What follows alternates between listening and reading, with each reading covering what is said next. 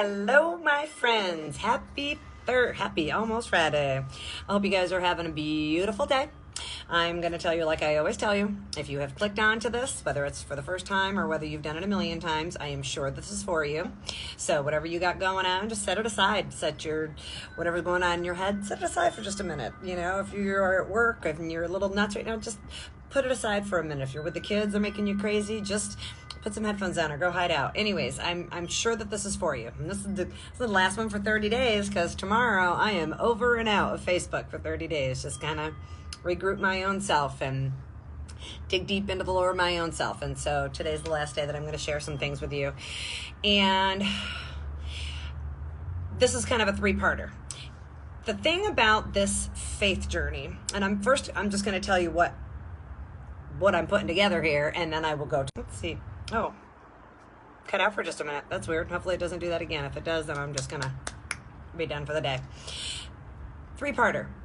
A three-parter that is how this entire faith journey works. And if you're feeling stuck, if you're feeling like you're at the beginning of it, you don't know where you're going, if you have any sort of doubt or confusion or standstill or not even moving in this faith journey of yours, or if you're just curious about it, you just click down and you're like, oh, whatever, let me listen to this.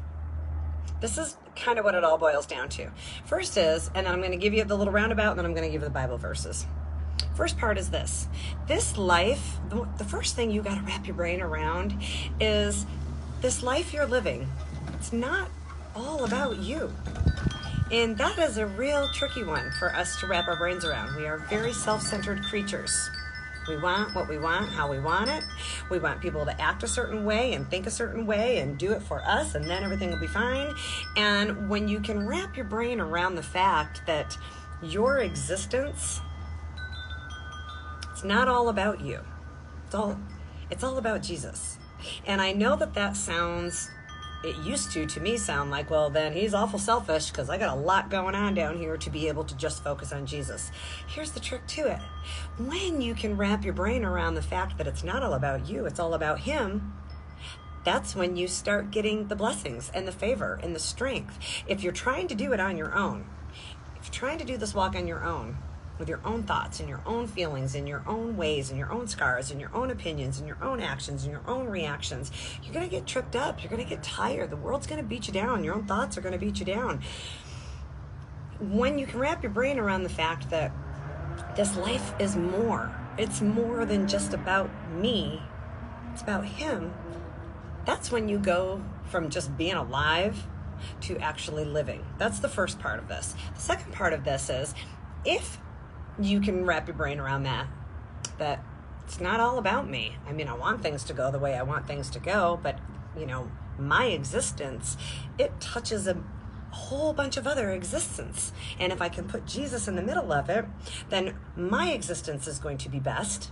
And what I'm doing and touching other people is going to be best also. He makes our paths straight. And in order to wrap your brain around that, you got to believe in something that is unseen. You got to believe in something that is supernatural. You got to believe in something that is out of this world. You got to believe in something greater than you. You got to put everything you care most about, yourself and your own heart and your spouse and your children and your career and your friendships and everything, you got to basically go, it belongs to you. Something that is unseen. And that is the trickiest part of this faith journey, that's what faith is.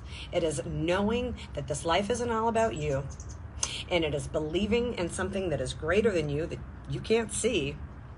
And when you can get your brain wrapped around that, the third part of it is press into that. Press into that which is unseen. Try. If you are starting out even with this much belief, it doesn't matter. God will work with that much belief. But you got to press into it. You can't just pray in the morning and go, help me God with all of this, and then go about controlling your day. You got to press into him. And that's when everything changes. Now, the Bible verses that go along with that, because again, my opinion doesn't mean nothing. It's got to come from the truths of the Bible. That's what it's all based upon. So the first part of it, this life is not about your own self. John 3:30 says, he must become greater, I must become less. That's how it works. You invite him in, you give him your heart, you press into him. He must become greater. It needs to be all about Jesus, which means you got to put yourself and your own feelings and your own thoughts and your own wants and your own needs and your own opinions and your own ways. You got to pray to let him in there and torque all that stuff and work through all of that stuff. He must become greater. I must become less. That is how you press forward on this faith journey. And that's when you start seeing the changes and you start getting the blessings and you start getting the favor and you start building that trusting relationship with Christ. It's insane. It's nuts. Ephesians 4:23-24 says this: "You were taught with regard to your former way of life to put off your old self, which is being corrupted by its deceitful desires, to be made new in the attitude of your minds, and to put on the new self, created to be God, that in true righteousness and in holiness." Sorry, I stuttered with that one. So, when we do it our own ways, we get corrupted by our own deceitful desires. I want what I want, how I want it. Well, if only he would do this, if only she would do this. Well, I would stop doing that if they would do it first, blah, blah, blah. That is our own deceitful desires. And when we step forward and we press on with our own selfish ways and not put Jesus first, you can bet that you're going to compete. You're going to have repetitive patterns. You're going to have, you're always going to be butting heads with something. You're always going to be butting heads with something, because unfortunately, the cuckoo crazy part about the way God made us is we all think different and we all feel different and we all want something different. And generally speaking, he puts us together with people that are going to help us grow. They're going to help us grow in him. More of him, less of us. Very difficult. But if you press into him, which is the third part of this, he will give you the strength to do it. But if you keep doing it your own way, it's repetitive, man. It is repetitive. You're facing the same problems. You're having the same relationship troubles. You're having the same angry, prideful, insecure, scared, anxious thoughts, worried about the past, worried about the future, worried about the what ifs. If they would only do this, that's what we do with our own selves. You got to put more of him in there and less of you in there if you want to thrive instead of just live. There's a difference. There is a difference in just being alive and actually living. There's a difference. Colossians 3:10. This is the last one of the less of us, more of him. Not about you. It's not about you. You cannot proceed with your own selfish ways if you want a fruitful, blessed, favorful, peaceful, strengthful, discerning, strong, your soul. Something about your soul is different. Just your thoughts and your feelings. Those are always going to be there. Something about your soul is different. When you start letting him become the leader and you just follow. Colossians 3:10 says, "And I have put on the new self, which is being renewed in knowledge in the image of the Creator." And that's what it's all about. The things we think we know, the things we think we know, the things we think we want, the things that we are offended by and mad by and scared of and try to control, that's us. That is all us. If you want to thrive, you start letting Christ get in there. You start putting your old self on the back burner and try leading with his ways. You start your brain. It's the renewing of your mind. It's learning new things. And it will change you guys. I have got so many things inside of my head that I think there's still a part of me that knows and feels those things. Something greater is in there now. And I believe in what is in there and what is greater. And when I proceed forward in my life, in my relationships, in my marriage, in my parenting, in my work ethic, in my friendships, in my own quiet thoughts, when I proceed forward with the truths of Christ, everything is different. Everything is different from how I would do it on my own, and everything is better. And something deep in your soul, your thoughts are still your thoughts, your feelings are still your feelings. You want to keep proceeding the way that you've always done it because we are stubborn and we are hardwired like that, and God gave us a personality and character traits, and so those things don't go away. Christ just becomes stronger, but you got to let him in there. That's the first part. The second part of it, this tricky, very, very, very, very tricky faith journey, is you got to put your trust in something that you can't see. And you got to believe it before you get to receive it. That's the hard part. People are like, well, once I see God, once I see him, if I see him do some stuff, I might get on board with that. It's not how it works. It's not how it works. You got to believe to receive. You got to believe in something. That's what faith is. Tricky. And my faith started out as doubt. My faith was like, this God is selfish, and I don't got time to be messing all day long with this God. And if he was so big and mighty, he would show himself to me, and then I'll get on board. That's how my brain was wrapped around it from the beginning of this. And thank God he has gotten in there, and I've kept on digging, and he has proven himself to me. But these are the parts. This is what the Bible says about believing in something that is unseen. 2 Corinthians 4:18 says, so if we fix our eyes not on what is seen, but what is unseen, since what is seen is temporary, but what is unseen is eternal. And here's the thing.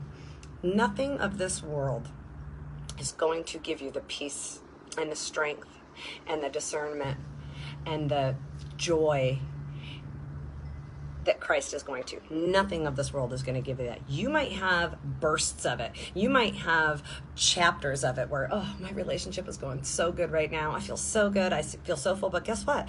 That relationship that you're in is with another imperfect person. So they're going to let you down. It's the facts of life. Your children, oh, if they're thriving, they're doing great in school, and all of a sudden they start failing, they start making bad choices, they're going to let you down because they are imperfect people. Every single thing of this world is imperfect.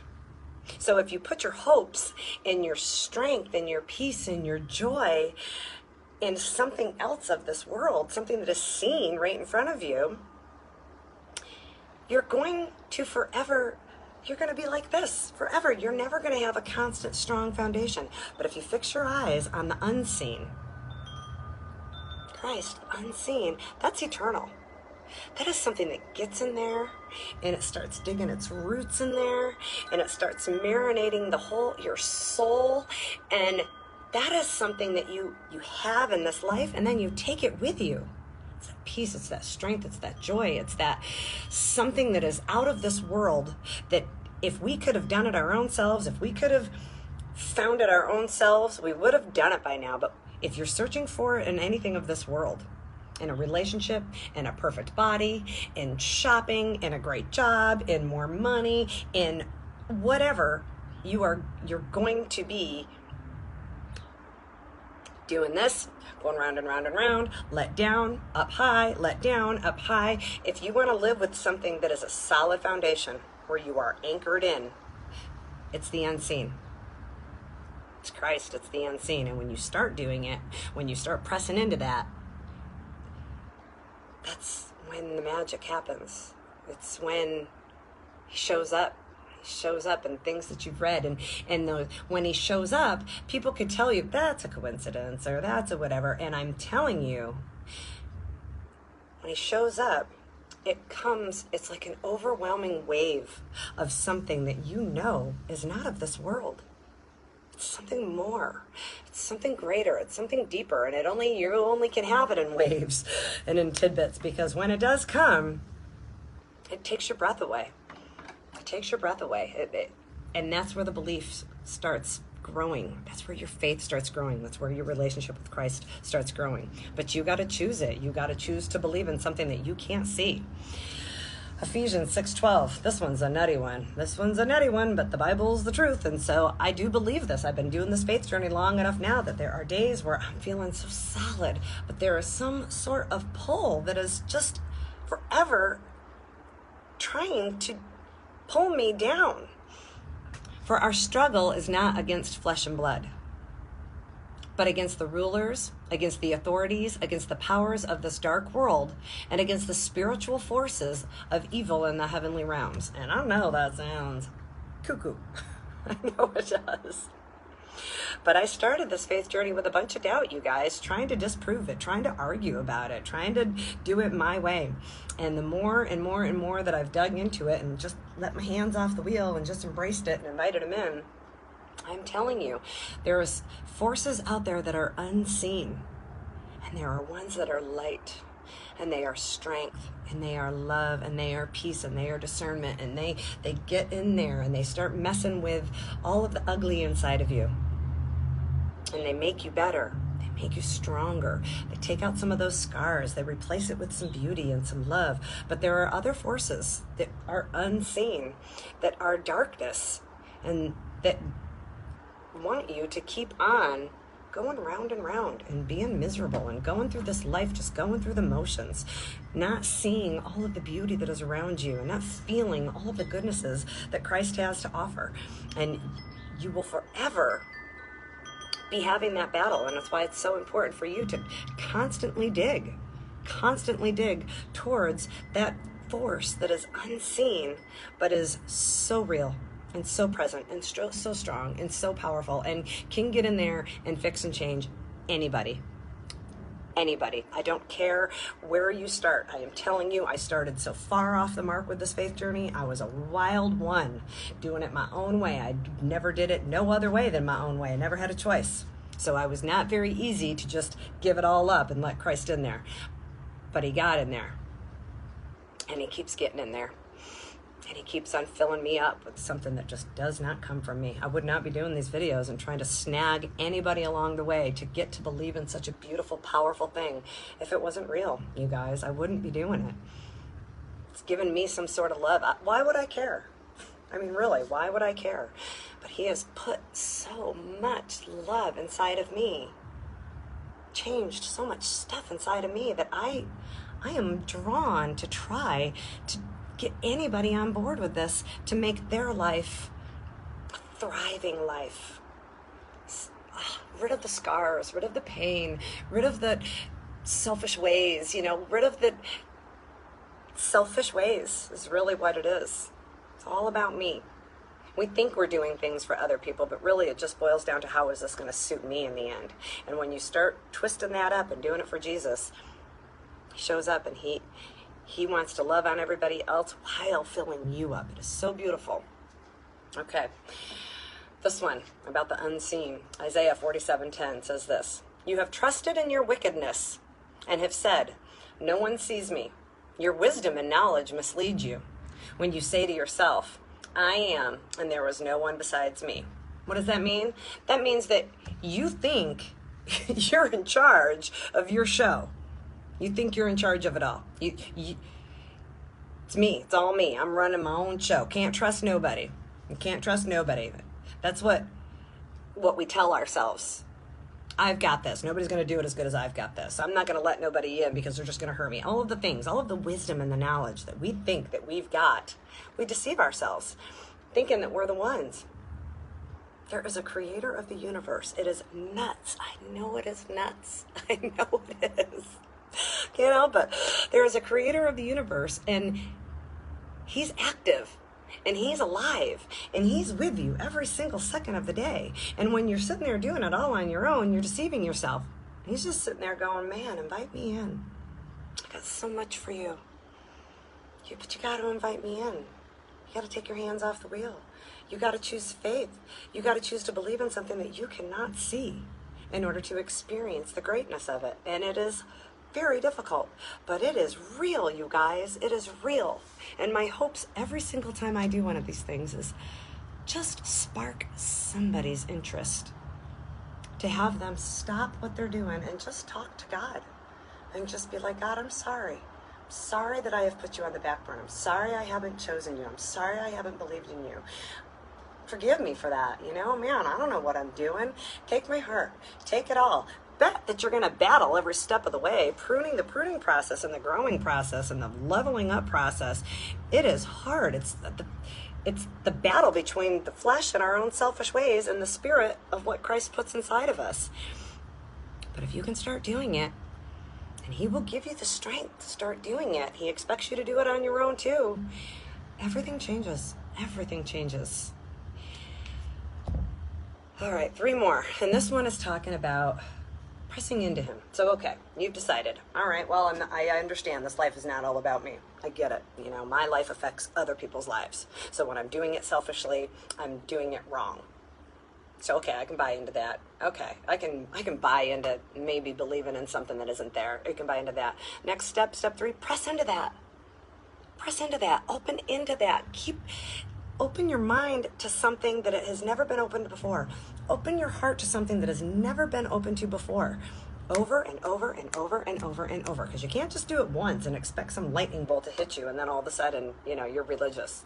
That is not how it works. It is a relationship that you have to build every single day with prayer and with quiet time and with getting in your Bible and reading some truths of it and finding a devotional and finding a good church that you like and being around other believers that when you're starting to get back into your own selfish ways of, I think I want to do this, or I'm going to say this because he said that, or whatever it is, fear drives a lot of it.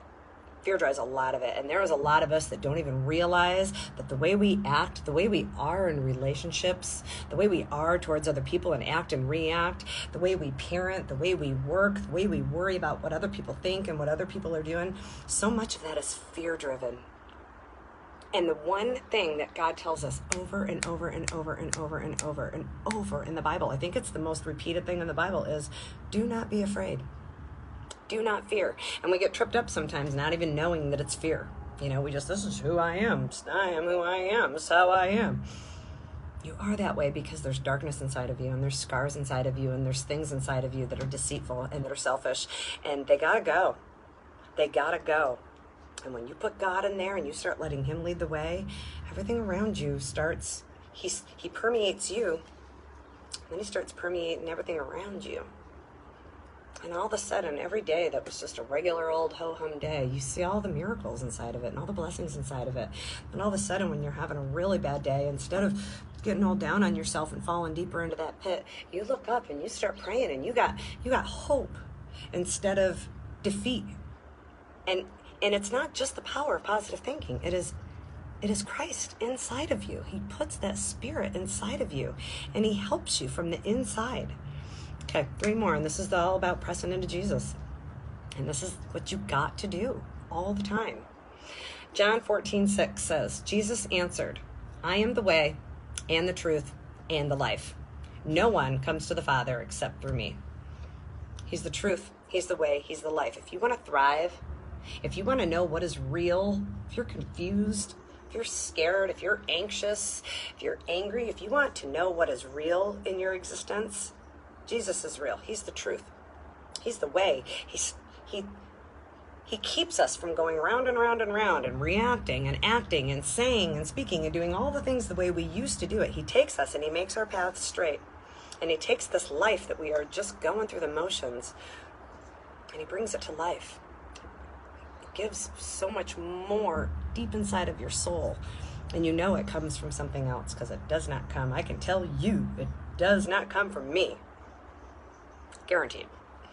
2 more. Proverbs 3:5-6 says, trust in the Lord with all of your heart and lean not on your own understanding. And always submit to him and he will make your paths straight. And always submit to him. You can't pray, God, help me, help me, help me, help me, but you're still continuing to manipulate and control and worry and be anxious and be angry and stay stuck in your ways. It doesn't work like that. There's the give and the take. I talked about it yesterday. There's the give and the take. So all your ways, the way you think, the way you speak, the way you act, the way you react, every single day tell God, get in there.